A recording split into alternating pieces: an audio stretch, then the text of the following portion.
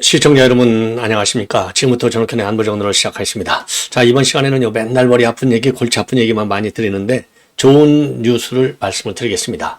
자, 이 한국 이 국가신용평가가 그대로 유지가 됐습니다. 그리고 신용평가 전망도 그대로 안정적이다, 이런 평가를 받았고요.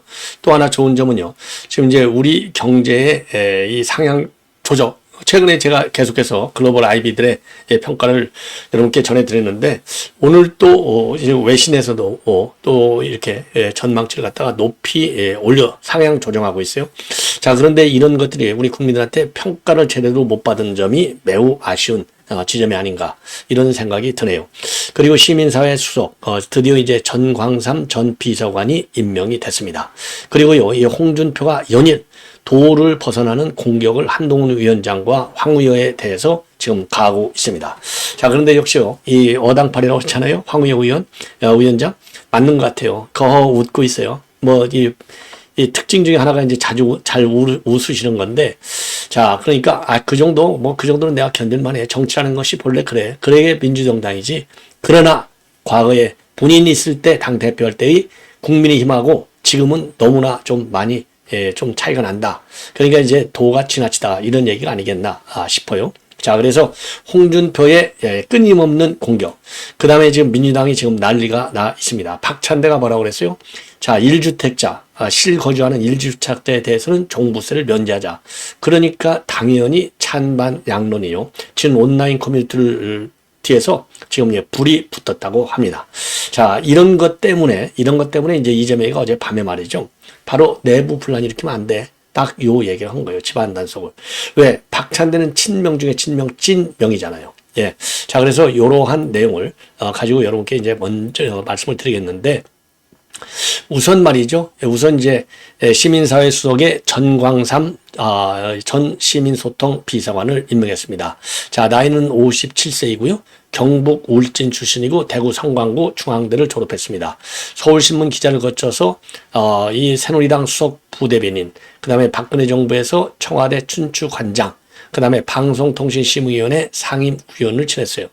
그래서 작년 2월에 시민사회 이 소통 비서관에 임명됐다가 지난 12월에요. 이번 총선을 위해서 대통령실을 떠났는데 낙선이 됐죠. 그러니까 이번에 이제 낙선된 분 중에서 제일 빠르게 대통령실로 복귀한 사람 중에 하나가 바로 그 이원모 이 비서관이 이번에 이제 다시 재임명이 됐고, 그 다음에 전광삼 이 수석 비서관이 다시 재임명이 됐다, 이렇게 볼 수 있고요. 오늘 인선은요, 이 정진석 실장이 발표를 했습니다. 그래서 이 전광삼 수석은 언론인을 축적해온 각 분야에 각 분야에 대한 풍부한 경험, 그리고 네트워크를 바탕으로 해서 정무 감각과 소통 능력을 인정받아 왔다. 무엇보다도 두 번의 대통령실 비서관 경험을 토대로 해서 시민사회의 다양한 목소리가 국정 운영에 반영될 수 있도록 현장 의견을 경청하고 조율하는 데 적임이다, 이렇게 평가를 해 줬어요. 그리고 윤 대통령도요, 시민사회 수석실이 일을 찾아내서 하지 않으면 태만해질 수 있는 자리이기도 하지만 찾아서 일을 시작하면 한도 끝도 없는 자리다, 요렇게 얘기를 했다고 합니다. 그리고 전 수석은요, 대통령이 워낙 바쁘시니 사회 구석구석까지 찾아다니기는 어려운데 그 부족한 부분들을 채우라고 대통령께서 주문했다. 많이 듣고 가감없이 있는 그대로 전달하는 게 저한테 주어진 임무이고 역할이라고 생각한다, 이러한 입장을 내놨습니다. 자, 이번에는요, 이 무디스는 세계 3대 국가 신용평가 기관 중에 하나죠. 아주 능력 있는, 실력 있는, 인지도가 어마어마하게 높은 그런 국가 신용평가 기관인데요. 무디스가요, 한국의 국가 신용 등급은 현행 AA2로 유지를 했습니다. 이 AA2는요, 지금 이제 이 무디스 평가 기관에서는 세 번째로 높은 등급이 되겠습니다. 그래서 3A가 있고 AA1이 있고 AA2가 있어요. 예. 그리고 금년도 성장률은요 2.5%까지 높아질 것이다. 왜 이렇게 긍정적으로 평가하느냐? 그리고 이제 이 신용등급 전망, 이것도 지금과 마찬가지 안정적 평가를 하고 있고요. 한국 경제의 긍정적 측면으로는요, 다변화하고 있는 경쟁력 있는 경제, 기민한 정책 대응 능력, 그리고 강한 재정적 역량을 꼽고 있고요.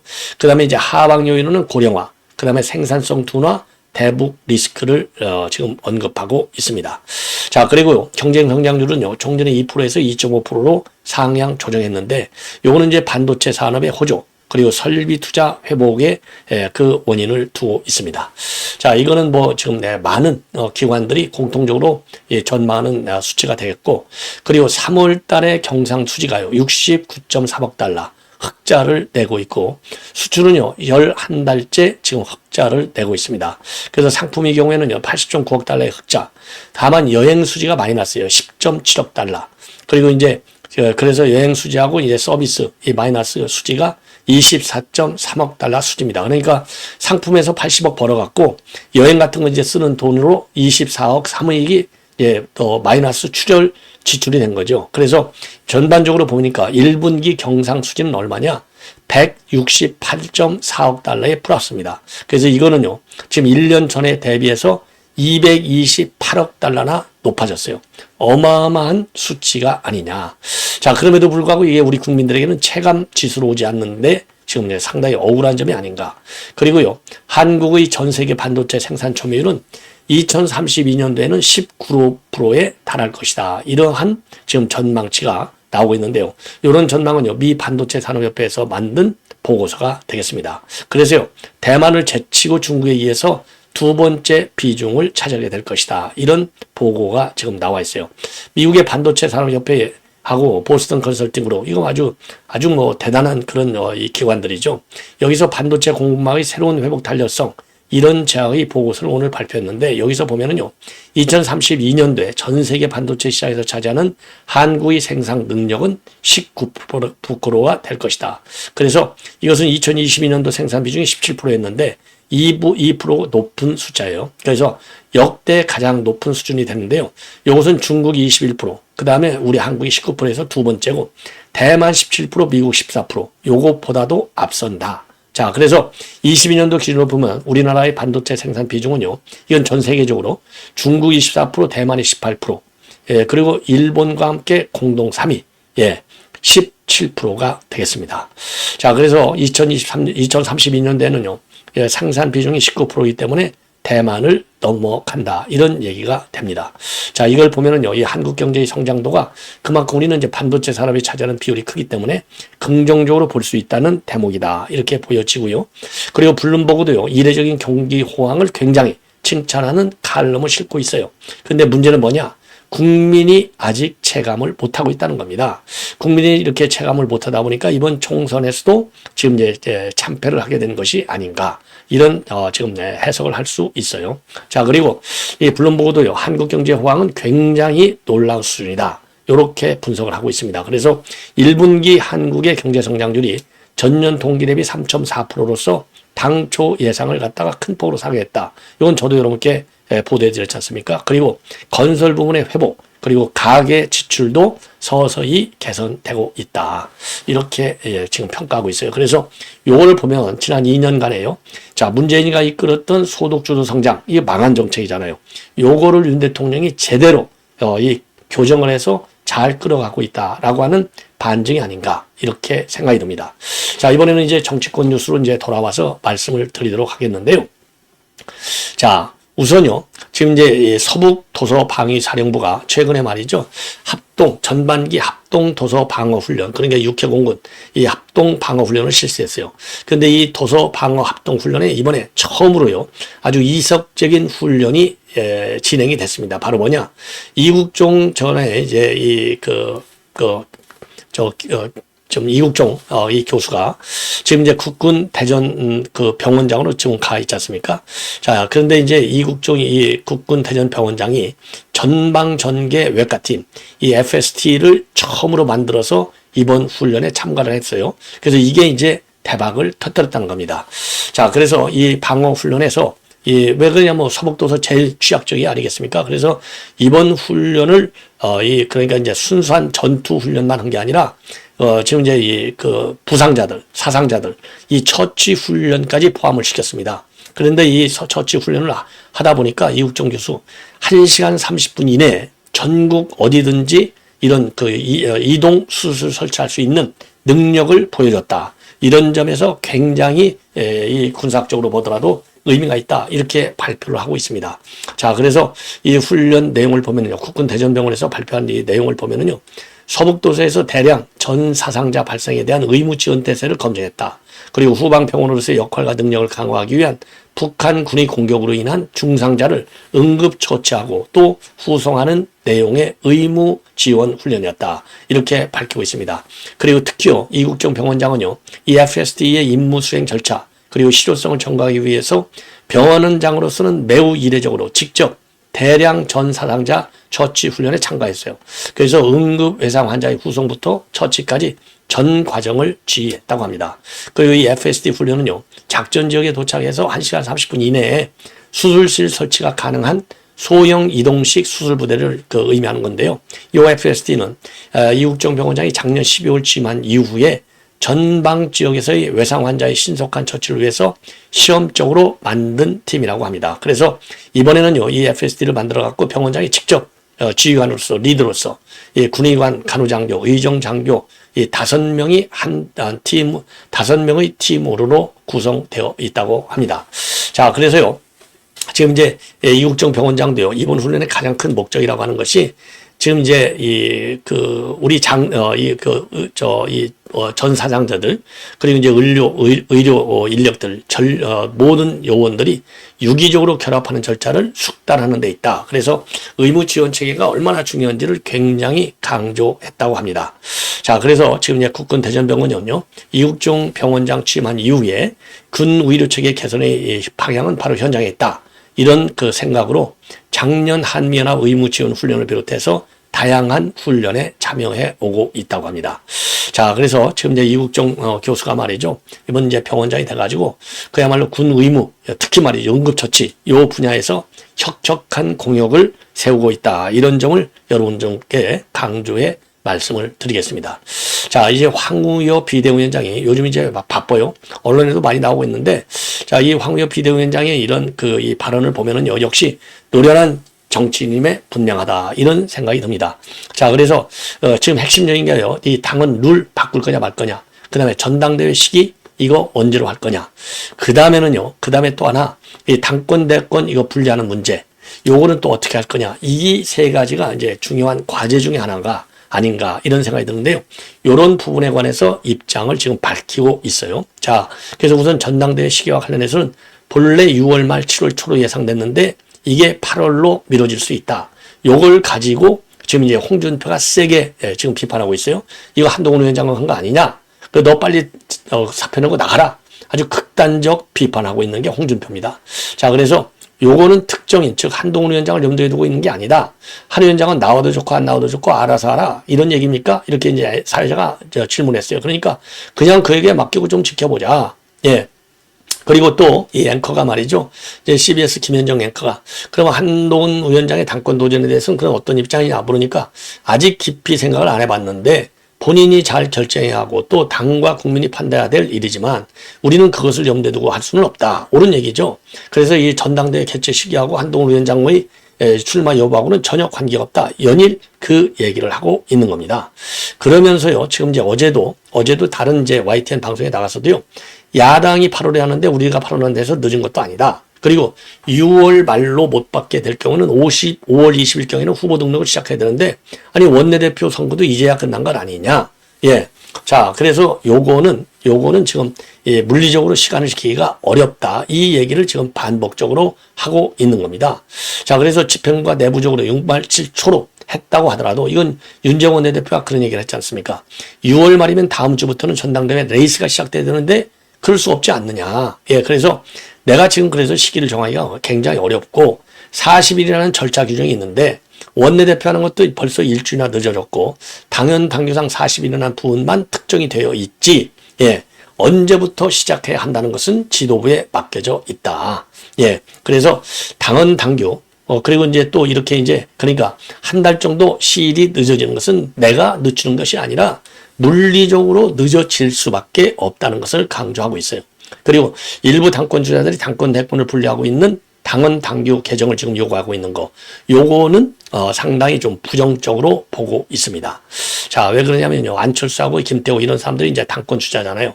요것이 이제 당대표. 그러니까 당대표가 대선에 출마하려면 내년 9월에 사퇴를 해야 돼요. 1년 전 사퇴. 요거가 잘못됐다. 요거를 바꿔야 된다. 이런 얘기를 하고 있는데, 황우여 비대위원장은요, 당원 당규 개정은 우리나라로 치고 헌법 개정인데, 시간에 쫓겨서 하는 것보다는 분명하게 여론 수렴을 하고 협의해서 이의가 없도록 하는 게 중요하다. 아니면 나중에 또 고칠 수도 없고 너무나 힘들다. 이러한 입장을 내놓았는데요. 상당히 이거는 뭐 합리적인 입장이 아닌가. 이렇게 생각이 들고요. 그리고 이제 홍준표가 연일 저격을 하고 있어요.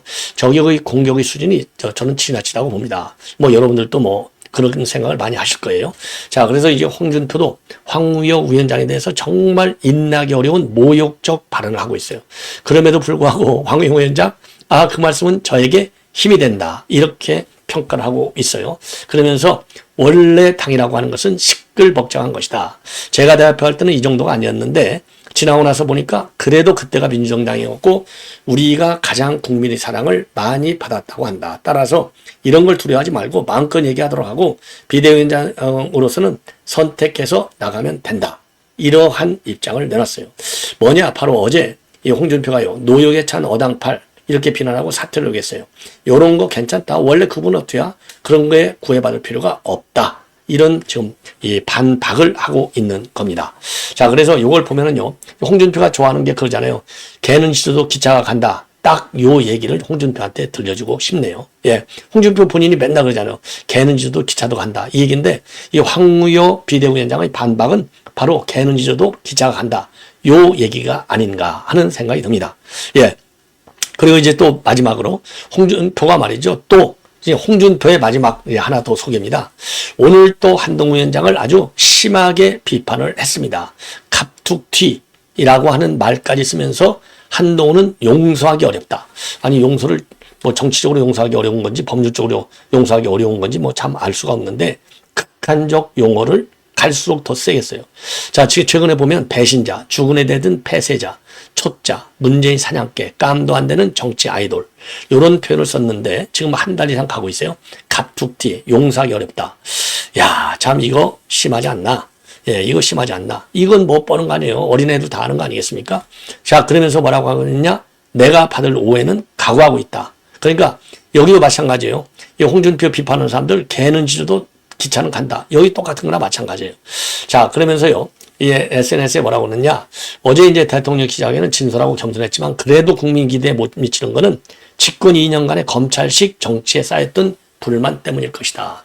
한 나라의 대통령은 적어도 20, 30년간 사회 각 분야의 다양한 경험을 쌓고 여야를 조율할 정치력을 겸비하는데 검찰총장 퇴임 후 급박하게 정치권에 들어와 대통령이 되었으니 아무래도 지난 2년 동안은 많은 실수도 있었을 것이다. 자, 그럼 제가 반문할게요. 딱 그런 게 자기 정도는 돼야 된다는 거 아니에요. 20, 30년간은 사회 각 분야 경험, 본인같이 말이죠.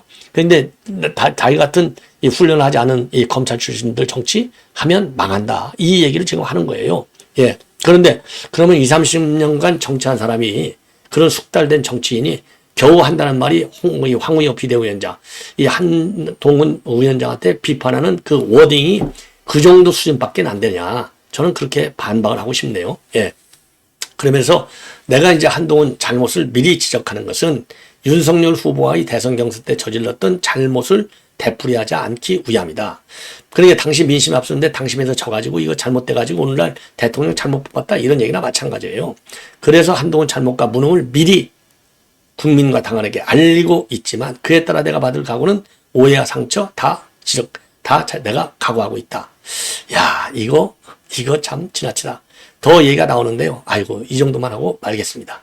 자, 이번에는요, 지금 이제 야당 게시판이 지금 온라인 커뮤니티에 지금 난리가 났습니다. 자, 박찬태가 뭐라고 그랬습니까? 1주택자, 실거주자, 종부세 완화해야 되겠다. 이런 얘기를 했어요. 왜? 이 종부세 때문에 망했잖아요. 그러니까 벌써 2년 후 지방선거 대비를 하는 겁니다. 예, 한쪽에서는 검찰을 때리고, 한쪽에서는 이 부동산 폭탄 맞은 거, 요거를 덜고, 이렇게 지금 하고 있는 거거든요. 자, 그러니까 이제 일부 지지자들이 민주당도 변해야 된다. 이렇게 이제 긍정적으로 보는 반면에 왜 부자 감세를 해주느냐? 지금 감투 썼다고 난리를 치느냐? 이러한 지금 반응들이 나오고 있습니다. 자, 그러면서요. 예, 그래서 지금 이제 이 찬성론자들은 다시는 부동산 정책에 발목 잡혀서는 안 된다. 예, 요런 얘기를 하고 있고요. 다른 반대편에서는 완장차더니 본색이 드러난다. 예, 똘똘한 한 채 심화시켜 주택시장 양극화 더 심해질 거다. 하급지에서 절대 갈아타기로 상급지 못 가는 시대가 오겠다. 아주 부자 세금 깎아주려고 발광이다. 돈 없으면 이사 가는 건 상식이다. 돈 없는데 벤츠 끌고 다니면서 실주행이니까 괜찮아 하면 미친 사람으로 보일 것 같지 않냐? 이런 비판적 반응도 잇따르고 있다고 합니다. 바로 이런 것 때문에 이재명이가 말이죠. 어젯밤에 단일 대우 절대 분열하면 안 된다. 이런 얘기를 내놓은 것이 아닌가 생각이 듭니다. 시청자 여러분, 이것으로 본 방송을 마치겠습니다. 자, 즐거운 오찬 시간 되시기 바랍니다. 고맙습니다.